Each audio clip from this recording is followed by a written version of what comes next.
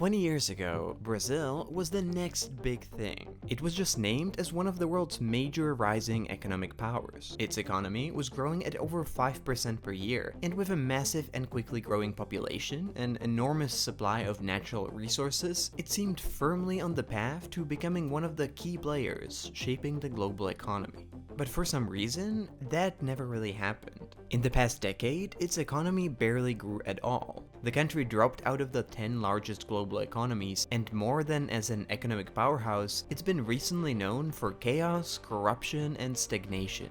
But what went wrong? And is it ever going to recover? This is why Brazil failed to become an economic superpower.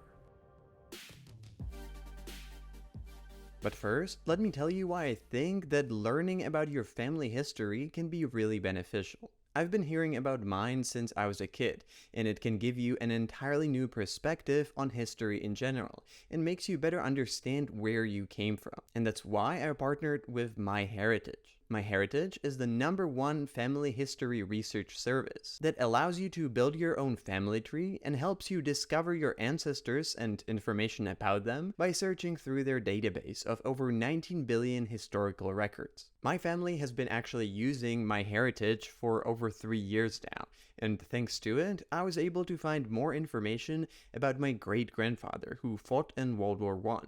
And you can also use it to colorize or enhance your old family photos, like this. You can sign up for a 14-day free trial and enjoy all the amazing features MyHeritage has to offer using the link in the description. And if you decide to continue your subscription, you'll get a 50% discount. So give it a try, and now back to the video. Despite being by far the largest and most populous country of Latin America, Brazil has never really been an economic giant. For most of the 20th century, Brazil was plagued by the same problems as many other countries on the continent. Unstable political situation, governments spending more than they could afford, and an extremely high inflation. Brazil's economy was actually lagging behind Mexico until 2005, despite having a population twice of its size. And rather than a rising economic powerhouse, Brazil resembled the notoriously bankrupt Argentina, always on the edge of hyperinflation and financial collapse. By the end of the 20th century, in the early 1990s, Brazil was having yet another financial crisis caused by its irresponsible economic policies. It was experiencing a wave of hyperinflation, and it was generally viewed as just another South American country that failed to live up to its potential. But then something has changed. After having exhausted all other options, Brazil finally decided it was time to grow up. And in the mid-90s, it committed to a series of economically rational reforms and policies. The government spending was hugely restricted, inflation was brought down, state industries were privatized, and the country opened up to foreign investment. And soon after, the reforms started to pay off. In 2001, Goldman Sachs named Brazil as one of the 4 developing countries that will come to dominate the global economy, next to Russia, China, and India. And once the world saw that Brazil now has a sensible government, investments started flowing in.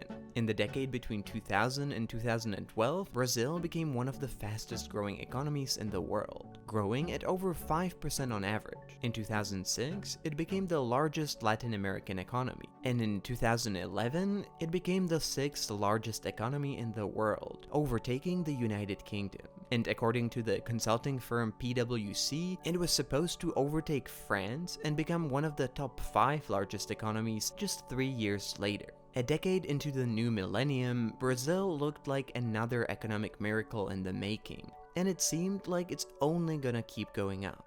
And that's exactly when things started going horribly wrong.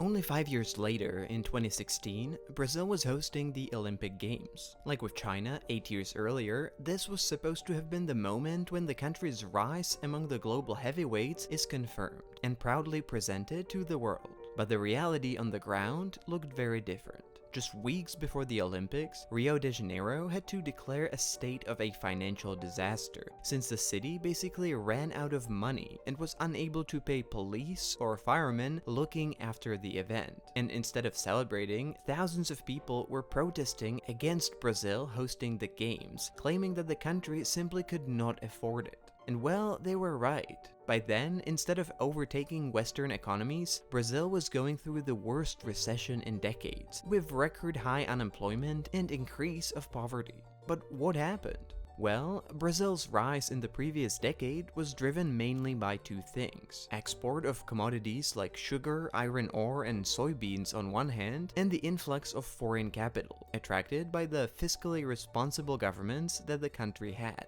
But while the commodity prices kept growing for more than 10 years in a row, in 2011 they reached a peak, and soon after, their prices started to fall down. Almost immediately, it became clear that the economy that was supposed to have so much promise was really based on nothing else than just exporting basic commodities and benefiting from their growing price. And when the demand dropped, it became painfully clear that there is not much else that the country has to offer, and that its growth was only possible as long as the global prices of commodities were going up.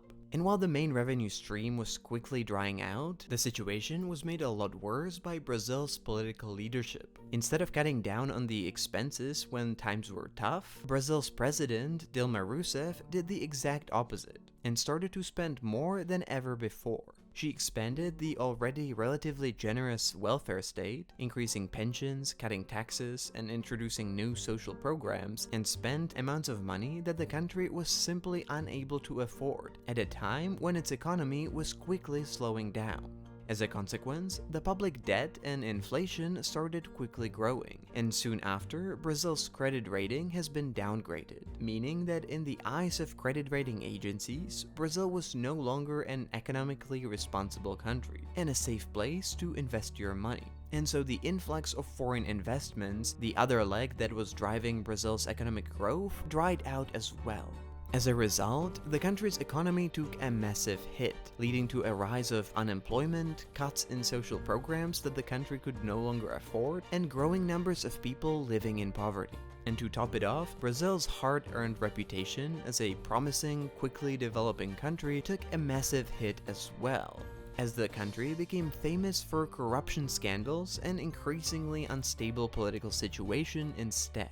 In 2014, Brazil was rocked by the largest corruption scandal in its history that became known as the Operation Car Wash. What started as a small money laundering investigation eventually uncovered a gigantic corruption scheme in which Brazilian congressmen, senators, ministers, and presidents were siphoning enormous amounts of money out of state-owned companies. And the overwhelming dissatisfaction of people with how the state was run led to the victory of Jair Bolsonaro, aka Brazilian Trump, in the 2018 presidential elections, and years of more and more chaotic political situation that was further deterring foreign investors from returning back to the country. But what is the situation today, and could Brazil get back to its golden days as a rising economic power? Well, it's possible, but it's not going to be easy. On one hand, the international situation has now once again turned to Brazil's favor. The demand for commodities is once again going up. The political chaos seems to have calmed down, at least for now, and the country is focusing more on responsible economic policies once again. And this summer, its credit rating has been upgraded for the first time since 2018.